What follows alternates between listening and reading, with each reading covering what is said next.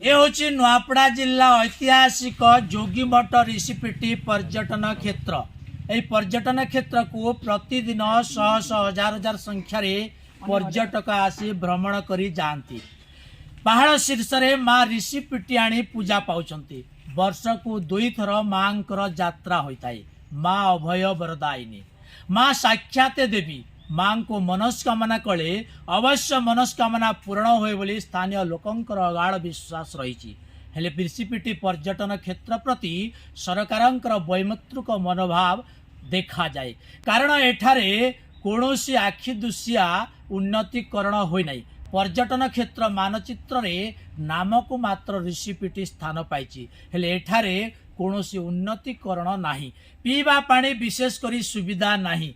यातायात पाई गमनागमन पाई रास्तार मध्य ठीक सुविधा नाही। एठारे आलुअर व्यवस्था नाही, एठारे सुरक्षार व्यवस्था नाही। नुआपड़ा खटामिठा टीम सरकार प्रशासन को निवेदन करे ऐतिहासिक जोगीमठ ऋषिपीठी पर्यटन क्षेत्र आखि दुसिया उन्नतीकरण करंतु।